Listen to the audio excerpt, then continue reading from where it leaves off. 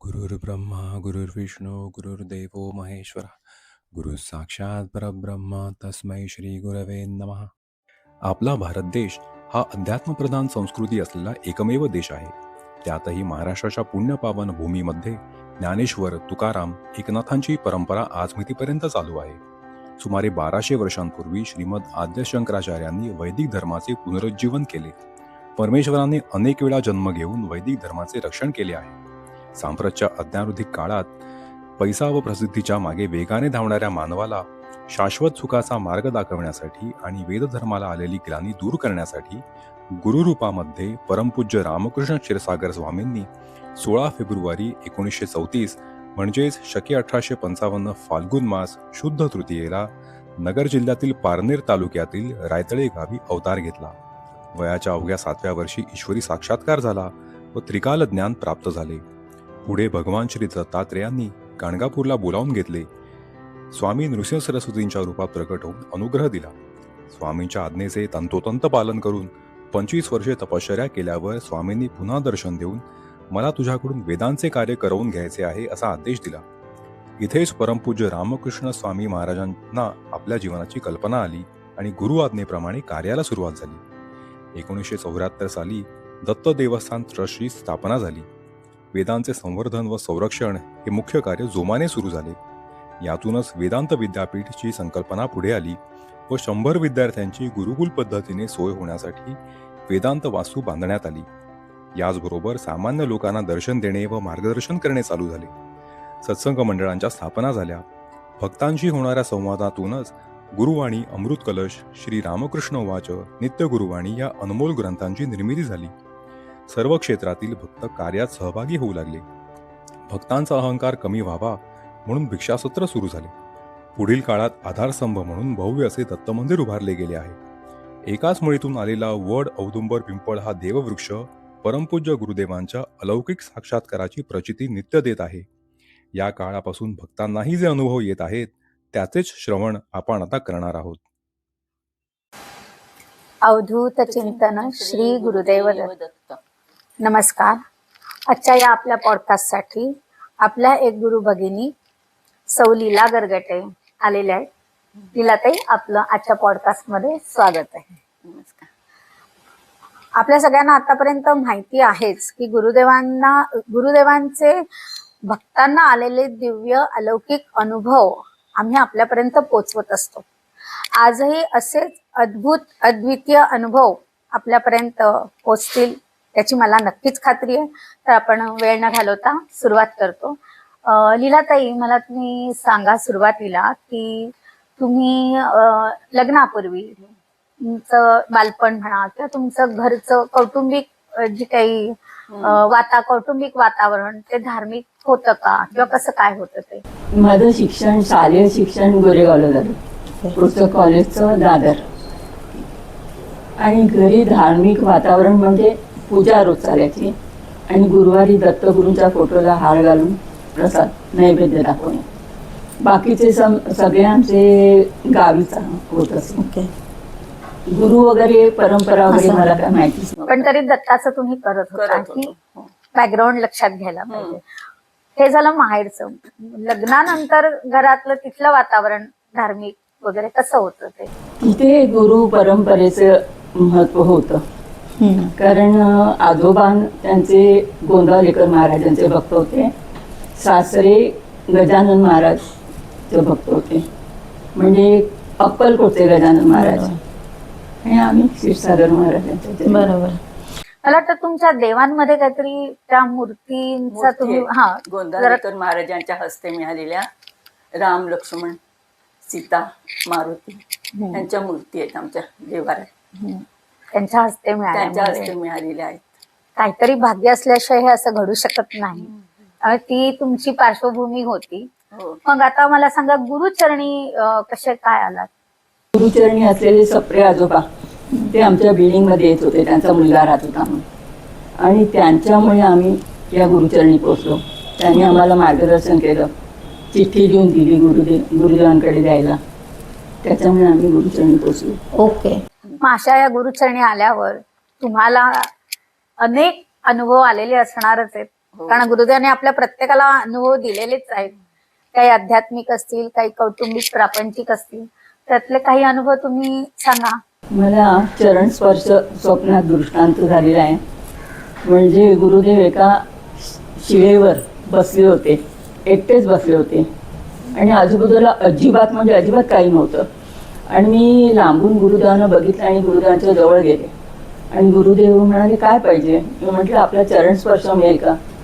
तर गुरुदेवांनी दोन्ही पाय जवळ करून अंगठे जोडले आणि मला पकडून चरणांवर त्यांच्या माझं मस्तक ठेवलं आणि मला एकदम असं काहीतरी शरीरातून काहीतरी हे जाणवलं आणि मी जागी झाले आणि सकाळी उठून बघितलं तर हे गरम होतं माझं. हो, हा जो तुमचा अनुभव आहे ना, वास्तविक काय आहे की गुरुदेवांचं एक तर कडक ब्रह्मचर्य पण होतं आणि संपूर्ण त्यांचं जे एकंदर कडक शिस्तीतलं या सगळ्या बाबतीतलं की पुरुषांना चरण स्पर्श होता, स्त्रियांना नव्हताच. पण अशाही परिस्थितीत तुम्हाला स्वप्नात का होईना, तुमच्या मनात जे होतं ते तुम्ही त्यांच्याशी संवाद साधून बोललात आणि लगेच त्यांनी तुम्हाला हा स्वप्न दृष्टांत दिला. हा सुद्धा महत्वाचा आहे. असाच अजून दुसरा एखाद दोन अनुभव असतील तर. माझ्या मिस्टरांच्या पाठीला एक मोठा गळू आलेलं आणि ते आतून आलेलं. त्याच्यामुळे ते डॉक्टरांनी सांगितलं, खूप त्यांना त्याच्यामुळे ताप वगैरे येत होता. डॉक्टर म्हणाले, याचं ऑपरेशन करायला लागेल. मग आम्ही त्याचं ऑपरेशन करून घेतलं. त्याची 1-1.5 इंच खोल आतमध्ये जखम होती आणि त्याचं ड्रेसिंग चालू होतं. तेवढ्यात नगरचा उत्सव एक होता, म्हणून मग आम्ही डॉक्टरांची परमिशन घेतली की आम्ही जाऊ का? तर डॉक्टर म्हणाले, जायला तुम्हाला मी परमिशन देतो, पण तुम्ही गेल्याबरोबर एक डॉक्टर शोधा आणि त्यांच्याकडनं ड्रेसिंग परत करून घ्या, कारण तुम्ही ड्रायव्हिंग करून जाणार, तुमची जखम ती आणखीन ओली होऊ शकते. म्हणून मग आम्ही तिथे गेल्या आणि लगेच समोर अलीकडे डॉक्टर दिसले आणि त्यांच्या शेजारीच बंगला होता, तिथे दवाखाना होता. तर आम्ही त्यांना विचारलं, ड्रेसिंग करून मिळेल का? ते म्हणाले, चला. म्हणून आम्ही तिथे त्यांच्या बंगल्यावर गेलो आणि ते म्हणाले, जखम त्याने अशी उघडायला सुरुवात केली. तर ते म्हणतात, कुठे जखम आहे? संपूर्ण सुकली आहे. जखम पूर्ण सुकलेली होती. म्हणजे गुरुदेवांच्या चमत्काराचे काही म्हणूच शकत नाही. म्हणजे गुरुदेवांसाठी आपण नेहमीच म्हणतो, अघटित घटना तव शरणम. आपण अखंड त्यांना शरणागत भावानी श्रद्धेने जर पूजलेलं असेल तर गुरुदेव आपल्या पाठी सदैव उभे असतात आणि ते नेहमीच आपल्याला म्हणतात की माझे आशीर्वाद सदैव तुमच्या पाठीशी आहेत. बरोबर. आणि हा तुमचा जो अनुभव आहे की वास्तविक जखम ओलीच असणार याचीच खात्री, परंतु त्यांनी उघडल्यावर दिसलं की ते पूर्णपणे कोरडी जखम आहे. हे गुरुदेव आपल्या भक्ताची किती काळजी घेतात की मुंबईहून नगरला पोचेपर्यंत अंतर जास्त आहे, परंतु त्या ह्याच्यातही गुरुदेवांनी आपल्या भक्ताची घेतलेली काळजी त्यातून दिसून येते. मला वाटतं अजून पण 1-2 अनुभव तुमच्याकडे आहेत की आपण गुरुदेवांचे अनुग्रह किंवा आशीर्वादाचं वाचन आपल्या सत्संगात करतो, त्या संदर्भात एक अनुभव आहे तुमचा. आम्हाला गुरुदेवांच्या आशीर्वादाने आम्ही डॉक्टरांची ट्रीटमेंट वगैरे घेऊन मुलगा झाला आणि नंतर एक सत्संगाला आम्ही दोघंही गेलो होतो आणि गुरुदेवांच्या आशीर्वादाचं वाचन आपण करतो. त्यात असं वाक्य होतं की मूल कसं जन्माला आलं त्यापेक्षा आपण त्याला कसं वाढवतो, कसे संस्कार देतो हे जास्त महत्त्वाचं आहे. आम्ही दोघांनी घरी आल्यानं म्हटलं, काय गुरुदेवांचं वाक्य आहे म्हटलं, म्हणून आम्ही तो आशीर्वाद वाचत होतो तर त्या आशीर्वादाचे वाक्य नव्हतं. अरे बापरे.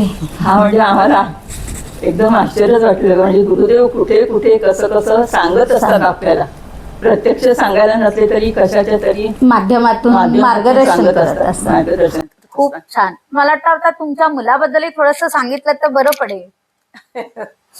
मुलगा आमचा आता सेवेत असतो गुरुदेवांच्या इकडे.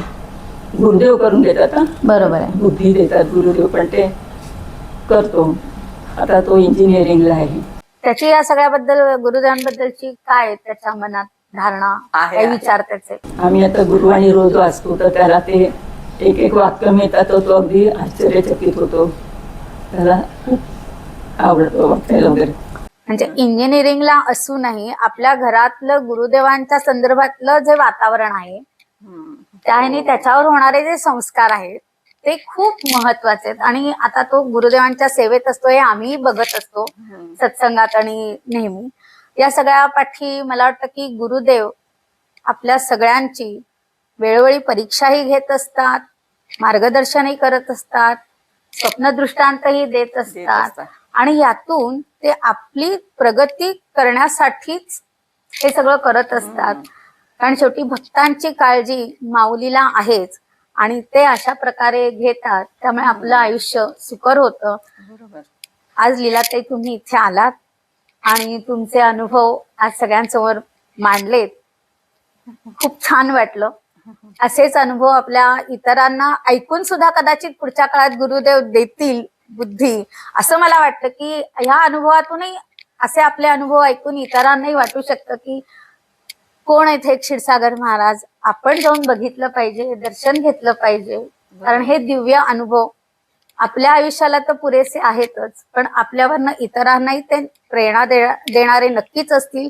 त्यामुळे आपल्या सर्वांसाठी आपण एकच म्हणूया की अशा गुरूंचे आशीर्वाद किंवा त्यांचं दर्शन घ्यायला नगरला जाण्याची इच्छा व्हावी ही गुरुचरणीच आपण अनन्य भावे प्रार्थना करूया. आपण सगळे भक्त म्हणून की ऐकून इतरांनाही ती ओढ लागावी, आस लागावी. आपण आज आता इथेच थांबूया. परत पुढच्या वेळेला भेटण्यापूर्वी आता इथे एवढंच म्हणूया. अवधूत चिंतन. श्री गुरुदेव दत्त.